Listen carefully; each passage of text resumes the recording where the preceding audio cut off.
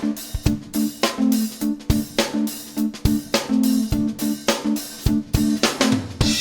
basically, I'd like to apologise for getting it wrong in the early stages of the pandemic. Hello and welcome, and just a quick video. Now, this is quite dangerous to talk about this subject because YouTube have very strict guidelines that they don't like you talking about it, so I have to be very careful what I say. I want to talk about a guy called John Campbell. He has loads of subscribers, 2.5 million, and this has been sort of developed over the last couple of years, talking specifically about COVID and from a medical point of view. So obviously you can talk about it, but it has to be, you have to be very aware certain subjects are not allowed even now. And a lot of channels that were talking about that various things have been deleted and removed from YouTube, and now they are on other platforms. So they haven't really stopped it, they've just moved it from YouTube to other platforms. Now, there are some weirdo channels out there, and even for me that's quite difficult for me to say, but they are very, very strange in their views. But if you're a new novice and you want to know more information, you have to research it, and you have to be aware that there is rubbish out there, and you also have to be aware that there's a lot of good stuff.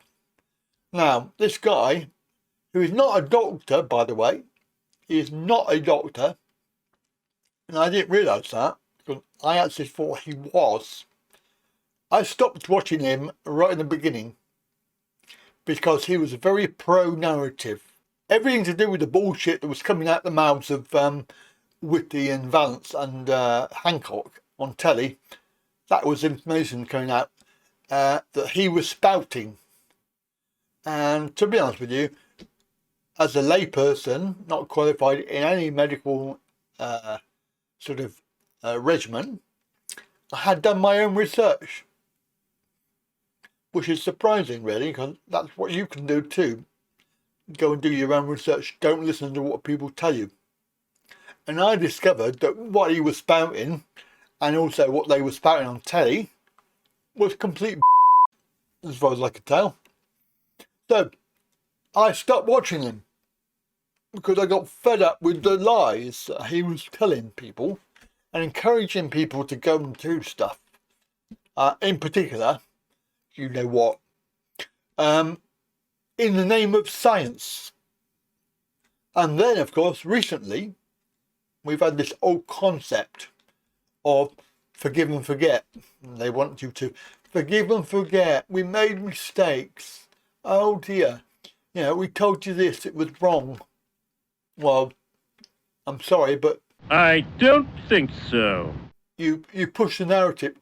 How come I can find out what is the truth, and I'm not even a professional, yet you can't? And you're supposed to be a medical professional. He's a nurse, by the way. He's not even a doctor. Right? So I was actually quite shocked by that. So this video where he apologises for giving misinformation and incorrect information is typical of what people are going to be doing. Oh, forgive me, I made a mistake. Oh my God. Now, he was a very big advocate of you know what when it came out, and in the last 2 years, obviously, he pushed it. Yeah, he pushed it on his people, on his subscribers, saying, yeah, it's perfectly safe. Go and get it. Perfectly okay. You'll be fine. It will help. When quite clearly now he's saying, oops, I made a mistake. But what of all those people that did follow his advice? What are they going to do? They can't suddenly go back and take it out and go back to normal because it's too late. So I find this disingenuous I find this very offensive, and I still cannot watch him. So this clip is quite difficult for me to put on because I really cannot stand this guy. He comes across as being, oh, I'm giving you medical information and you need to listen to it and follow it because it's true, it's scientific, it's based on data from the scientific community, when in fact it don't even equate to the information that everybody else can find. Also scientific information and official data. However, since he's late this year, he has changed his tune. He has decided that, oops, I made a mistake. The information I was giving was wrong, and he's trying to rectify that with being completely opposite to the narrative now. So he's pushing the other side of it. He's not pushing it very hard because he has to be very careful with 2.5 million subscribers. If he does say the wrong thing that YouTube doesn't like, it'll be gone. His channel will go. So he cannot be fully the other way. If he was, and he was spamming it, even promoting the data that's out there, YouTube would delete him.